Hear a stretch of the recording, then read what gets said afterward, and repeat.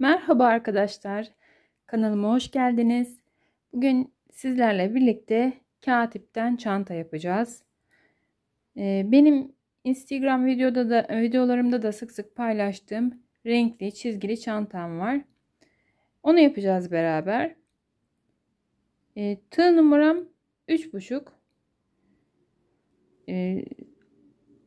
Çile halinde satılan kağıt ipliklerden aldım arkadaşlar. Bu şekilde sardım. Siz de alıp benim sardığım gibi sarabilirsiniz. Sarılış videosunu da çektim arkadaşlar. Böyle sarıldığı zaman iplikler ortasından ipi çıkartıp örmesi kolay oluyor. İsterseniz dışından da örebilirsiniz. Çizgili çanta yaparken renk renk çile çile iplikler alıp bu şekilde sarıp hazırlamanız gerekiyor önceden. Ben örerken 3,5 kullanacağım ama isterseniz siz 3 de kullanabilirsiniz. Ben elimi çok fazla sıkmak istemiyorum. Biraz elim sıkı oluyor. Biraz daha rahat örebilmek adına 3,5 numara tığ kullanıyorum arkadaşlar. Toplamda genişliğini ne kadar isterseniz o kadar yapabilirsiniz. Toplamda 108 ilmekle başlayacağım. Çift sayı başladığım zaman 2'ye böleceğim çünkü rakamı. O yüzden mutlaka çift sayı başlamalısınız.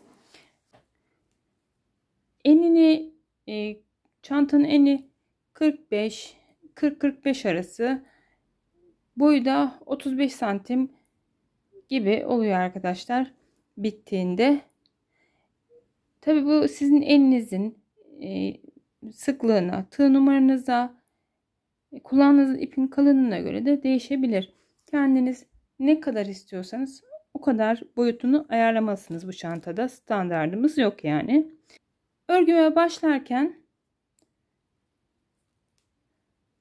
bu ilk zinciri saymayacağım.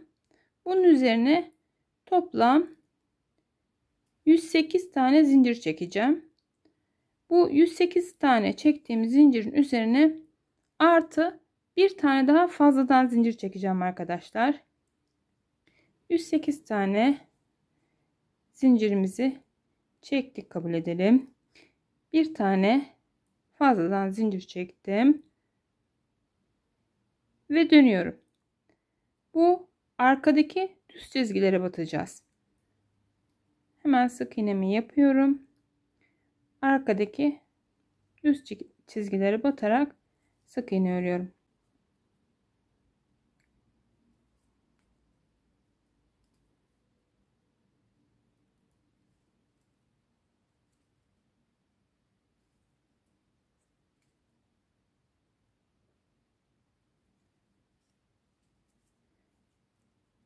Bu şekilde örmeye devam edin arkadaşlar.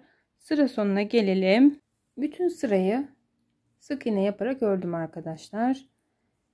108 tane sık iğnem oldu. Dönerken bir tane zincir çekiyorum.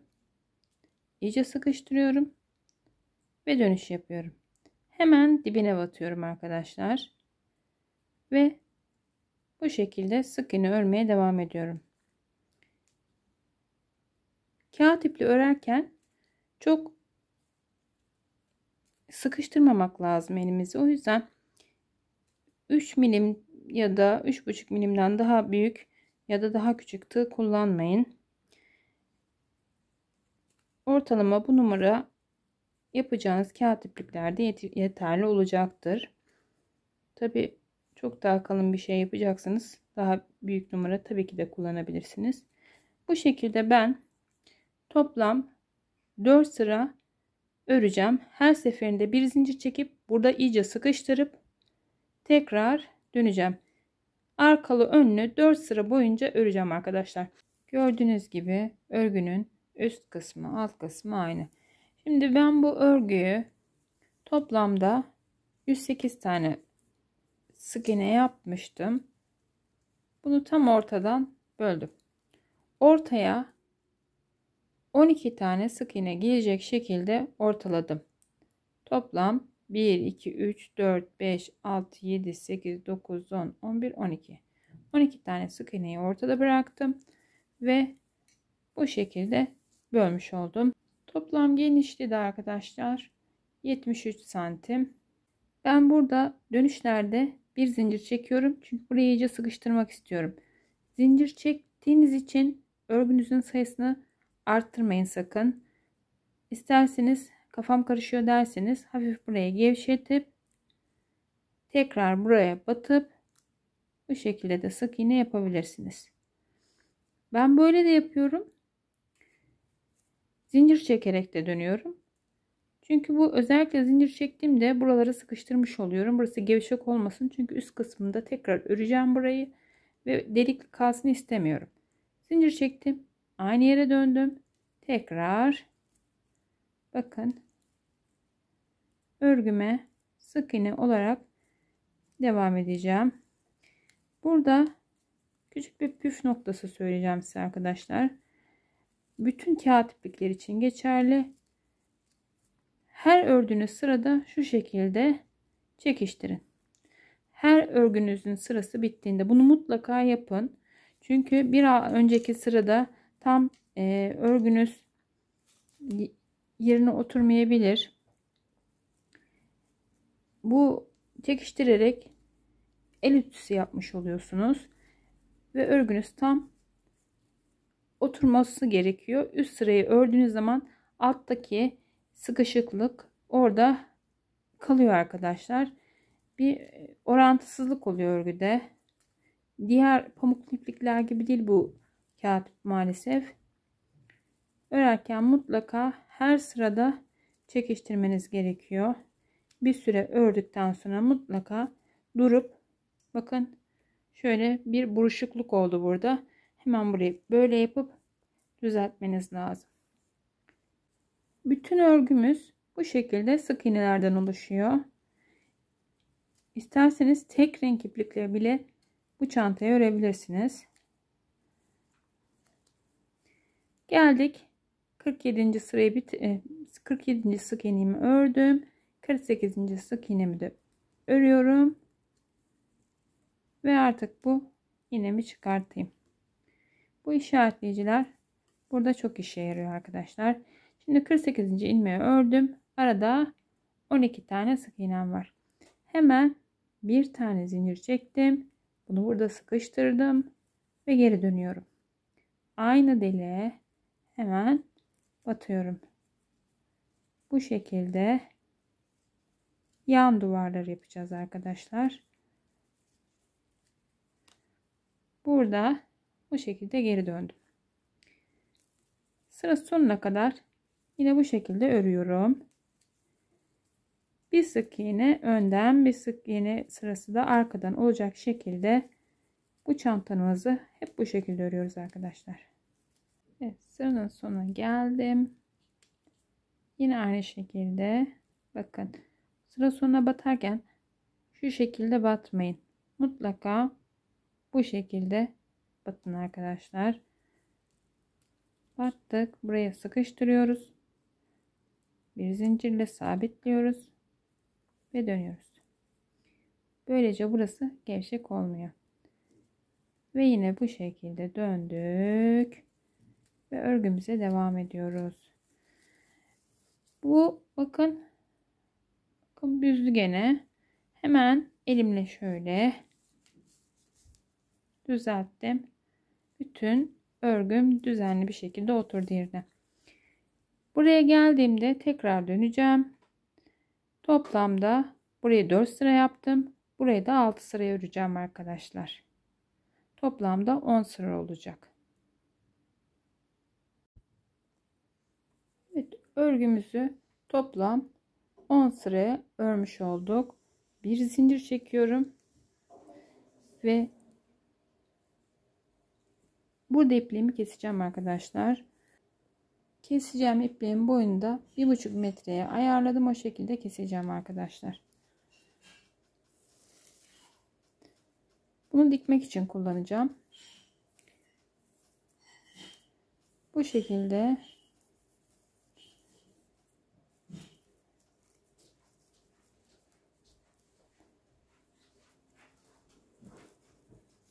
Böyle ipimi kenara ayırdım.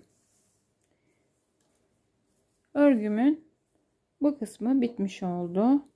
12 ilmek sonra işaretleyici koymuştum. Bakın 1 2 3 4 5 6 7 8 9 10 11 12. 13'e örmeye devam edeceğim. Tekrar ilmeğime düğümümü atıyorum. Sıkıştırdım. Hemen buraya gelip buradan ilmeğimi taktım. İpimi de bu şekilde araya gizledim. İşaretleyeceğim, artık işime yaramayacak. Buradan itibaren sık iğne yapmaya devam ediyorum.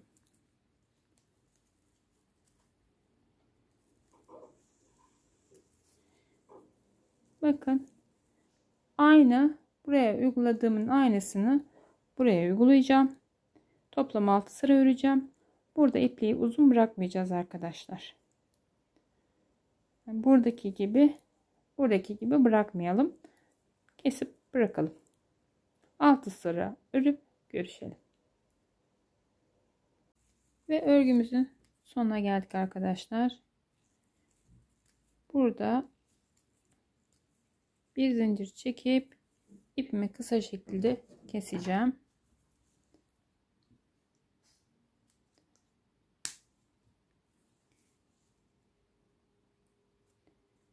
Evet. Gördüğünüz gibi karşılıklı bu şekilde görünüyor. Çantamızın birleştirme yeri burası. Bu şekilde bittiği zaman birleştireceğiz. Böyle olacak arkadaşlar. İpimizi bu şekilde kendi tarafını dolandıralım. Bir düğüm atalım. Hemen örgümüzün bu ipimizi uzun bıraktığımız tarafa gelelim. Bakın, örgümüzün burası düz, burası ters. Şimdi arkada kalan kısmı bu taraf. Hemen buradan başlayınca bir ters bir düz, bir ters bir düz tarafından gittik. Oradaki simetriyi sağlamış oluyoruz. Yani bu bitirdiğimiz yerden değil de diğer yerden başlayalım. Çünkü arka tarafından başlıyoruz. Hemen sık iğnemizi taktık. Bu şekilde örmeye devam edelim. İpimizi de bu aradan örerken de gizleyelim.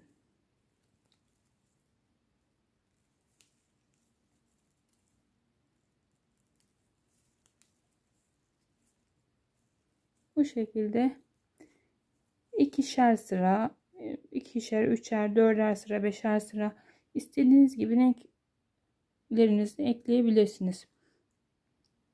Ekleme yerini ben tekrar sakladım. Gördüğünüz gibi bu arkaya sakladım ipi. Görünmüyor. Eklemeleri genellikle bu baş kısmında, ipliklerinizi hep aynı yönde eklersiniz. Kötü görüntü hep arkada kalacaktır arkadaşlar. Bunun için de 2 sırada bir, 4 sırada bir ya da 6 sırada bir renk değiştirirseniz size kolaylık olacaktır. Ya da ön tarafa bir yere işaretleyici de koyabilirsiniz. Bakın arkadaşlar, ben burada renk renk ördüm. Hemen şurada tekrar bir size ekleme göstereyim. Hemen burada sık iğnemi yapıyorum. Sık iğnemi bitirmiyorum. Diğer rengi aldım. Hemen içinden geçiriyorum. Bir zincir ile sıkıştırıyorum. Arkada hemen bir düğüm atıyorum. Bakın.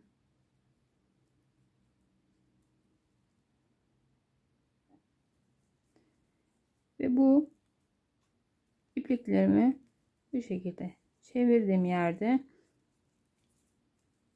tekrar aynı yere batıyorum. Bunu da araya alıyorum. Bu şekilde sık iğnemi örüyorum.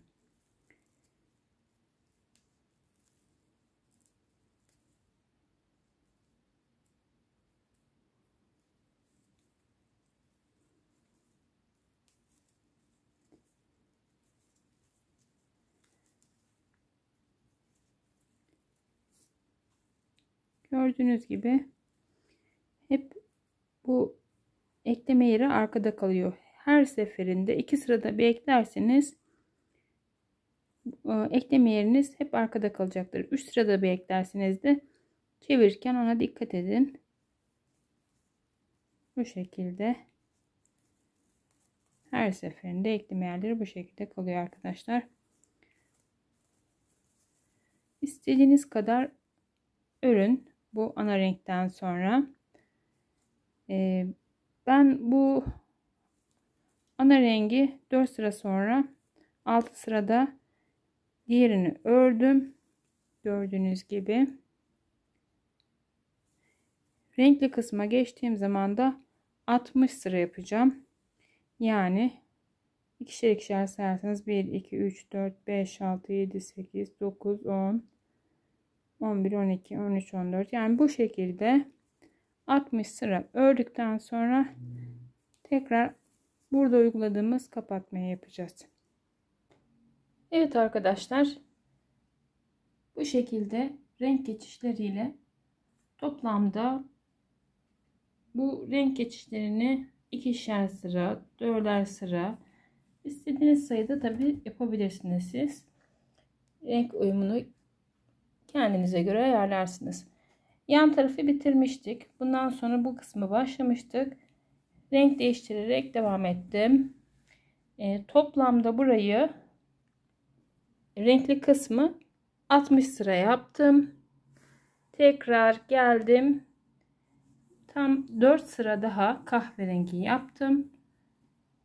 Yine ortadan ikiye böldüm. Ve sıranın başına geldim. Bu renkli kısım bittikten sonra artı 4 sıra daha yapıyorsunuz. Bu renkli kısmı toplam ben 60 sıra yaptım. Genişliğini siz dilediğiniz gibi ayarlayabilirsiniz. Sıranın sonuna geldim mi yine zincir çekiyorum ve dönüyorum. Bu şekilde örmeye yine devam edeceğim. Ta ki işaretlediğim yere gelene kadar.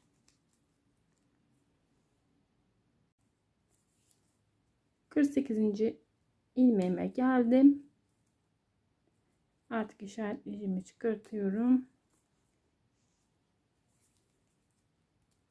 Son sık iğnemi yapıp bir zincir çekip geri döneceğim. Gördüğünüz gibi burada da diğer kısım başlayacağız. Yine burayı boş bırakıyorum. Dönüyorum.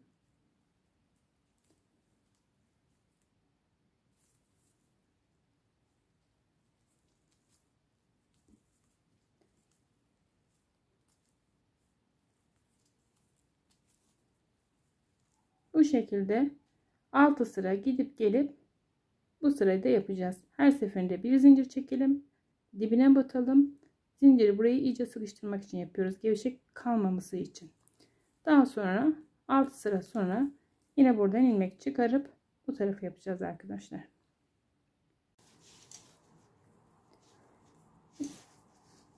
Evet arkadaşlar, 6 sıra ördüm. İpim burada sonlandırdım.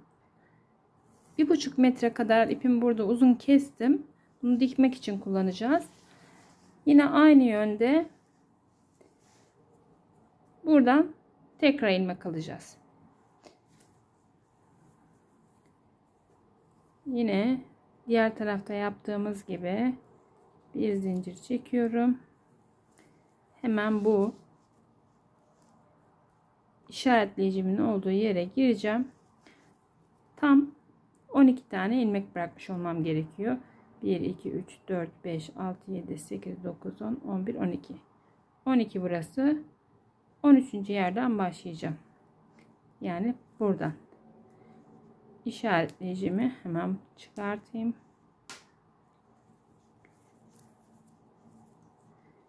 Hemen sık iğnemi buraya başladım.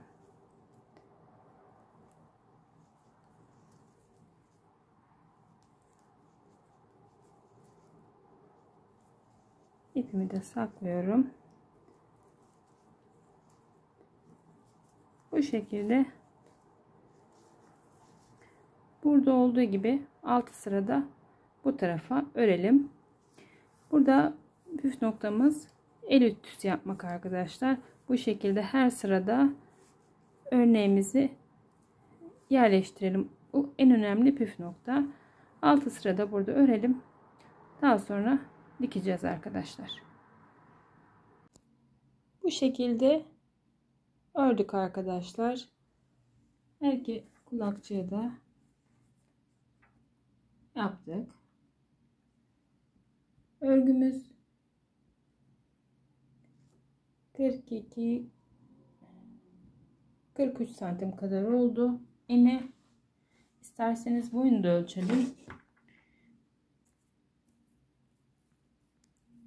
Gördüğünüz gibi 67 santim kadar oldu. Şimdi yan tarafının nasıl dikildiğini göstereceğim arkadaşlar. Örgümüzün düz tarafından bu şekilde işaretleyicilerimizle birleştiriyoruz. Düz tarafı olduğunu nasıl anlıyoruz? İpliklerimizi bu şekilde arka tarafta bırakmıştık. Hep bunu yaparken aynı yönde yapmıştık. Bunu baz alacaksınız arkadaşlar. Çünkü hem önden hem arkadan ördüğümüz için iki tarafta aslında düz taraf. Şimdi buradan dikmeye başlayalım arkadaşlar. Bu şekilde iğne yardımıyla çantamızı bir araya getiriyoruz. 150-160 santim kadar bıraktığımız ipimizi de hemen bu başlangıç yerinden alttan çıkarıyoruz. Dikme işlemini yaparken ilk yerden bir daha girelim. Burayı iyice buraya sabitlemiş olalım. Ve önden dikiyoruz arkadaşlar. Arka taraftan değil. Çantanın ön yüzü kabul ettiğimiz yer neresi ise oradan dikiyoruz. Şimdi buradan hemen iğnemizi çıkartalım. Üst taraftan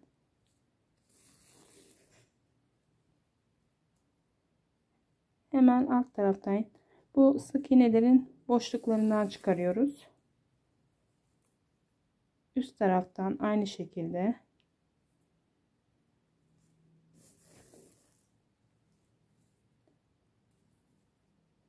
bakın bu boşluklardan çıkarıyoruz.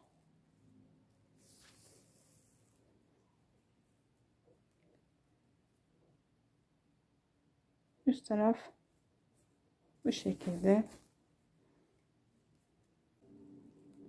Bakın boşluklar tam denk geliyor.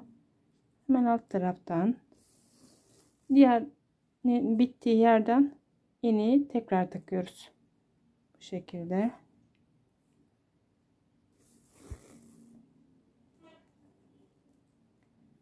Hemen bittiği yerden iğneyi takıyoruz.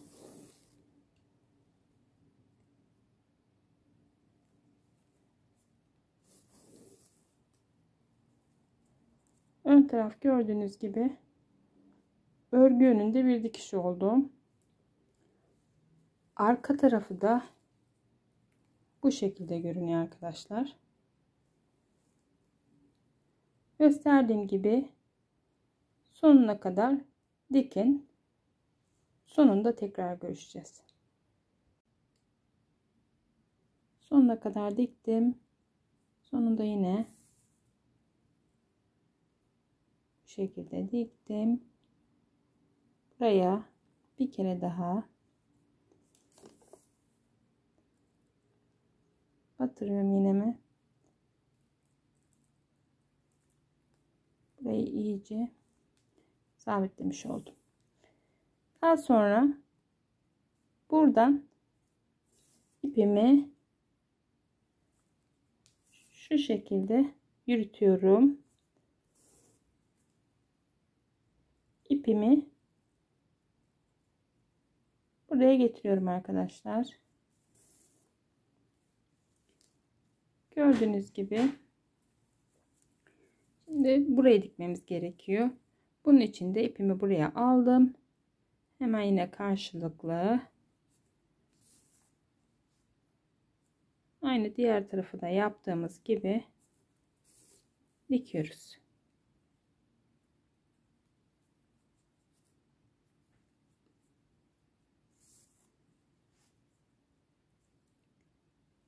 Bir üst tarafa batırıyorum iğnemi. Bir alttaki sık iğnelerin arasına sıkıştırıyorum. Bir üst tarafa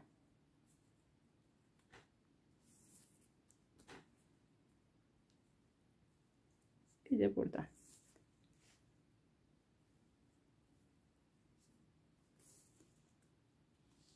Bir üst taraftan bir alt taraftan arkadaşlar.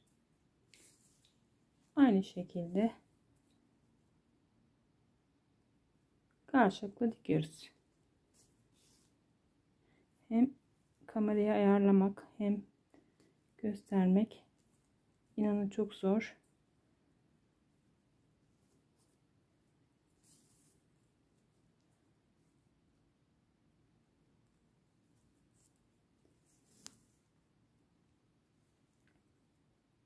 Bu şekilde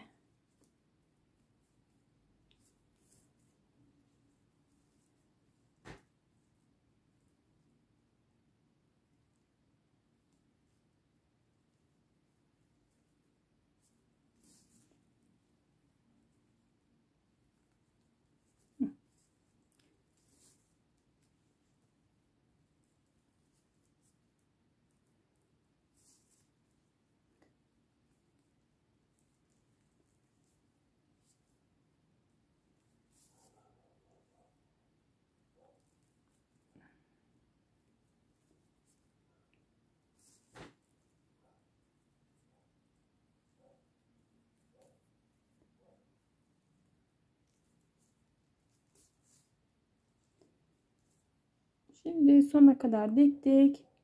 Burada iğnemizi hemen arka tarafa alalım. Gördüğünüz gibi hemen çeviriyorum. Arka tarafta da aynen bu şekilde görünüyor. İpimi buradan ilerleteyim.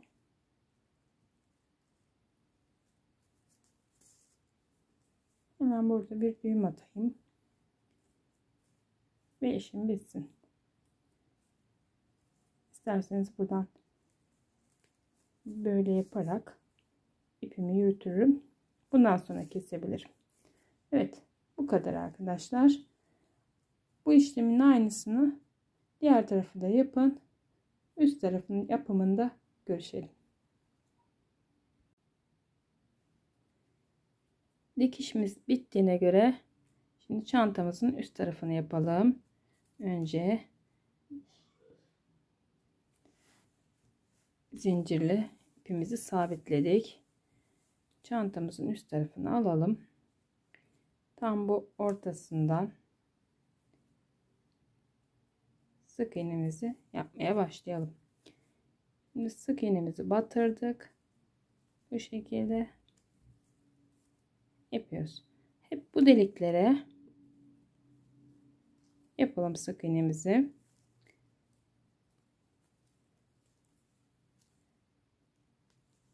Burada bunlar yan taraflara denk geldiği için her birine batalım demiyorum. Çantamızın genişliğine göre, bunu gevşekliğine göre mesela burada buraya atlıyorum. Bunu ayarlayacağız arkadaşlar. Burada buraya battık. Evet. Çantamızı önümüze alalım. Bakalım genişliği nasıl? Marullu duruyor mu? Bunu ayarlayacağız arkadaşlar. Bu şekilde önüme gelen boşluklara batarak üst tarafı yapıyorum. Her seferinde yine el ütüsü yapmayı unutmayalım. Bu sırayı bu şekilde tamamlayacağız. Bakın buraya batmayacağım, buraya batacağım.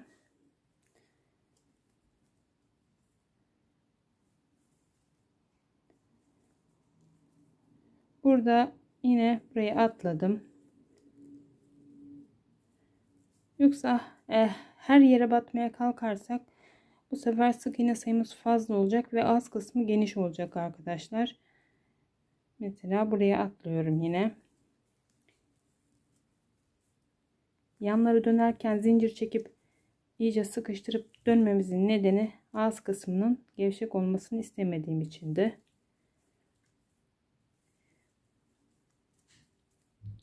Bu şekilde yerleştir yapalım.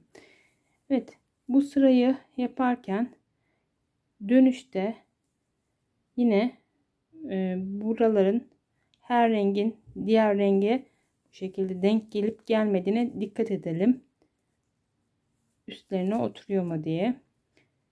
Burayı bu şekilde sonuna kadar öreyim. Tekrar dönüşte görüşelim. Çantamın diğer tarafına geçtim. Aynen şu görüldüğü gibi burada 2 tane battıysam buraya da 2 batıyorum.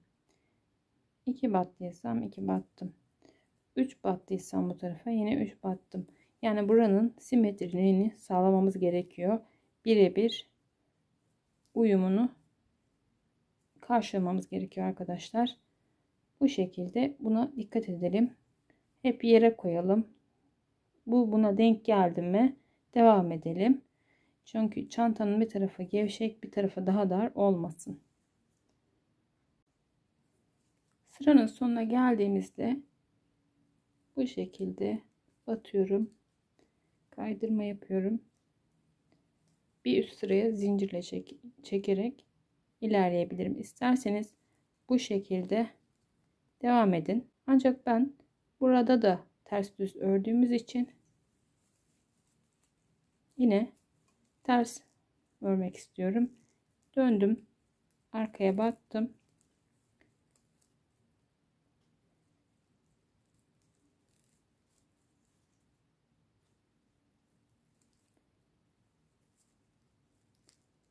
Bu şekilde arka tarafı da örerek ilerliyorum. Daha sonra bir sıra daha yapacağım arkadaşlar. İsterseniz bu sırayı 5 sıraya da tamamlayabilirsiniz. 3 sıra yapalım. Tekrar görüşelim. 3 sıra ördüm. Bu şekilde yine son sık iğnemi de yaptım. Karşı tarafla kaydırma yaparak birleştirdim. Bir zincir çekip üst sıraya çıktım. Burayı bu şekilde bitirebilirsiniz ama ben kaydırma yaparak bitirmeyi seviyorum. Bu şekilde batıyorum, tığımdan çıkarıyorum. Batıyorum, tığımdan çıkarıyorum.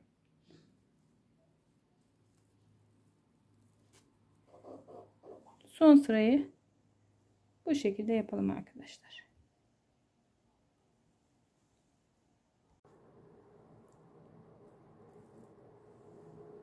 Bu şekilde çıkarttım.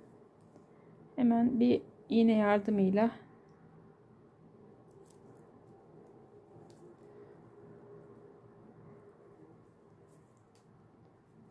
böyle karşılıklı geçiriyorum. Bu şekilde aynı hizada bitmiş oluyor. Böyle ilerletip düğüm atıp bitirebiliriz.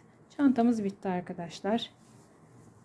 İster astar yaparsınız, ister de bu şekilde hemen saplarını takıp kullanabilirsiniz. Hoşça kalın.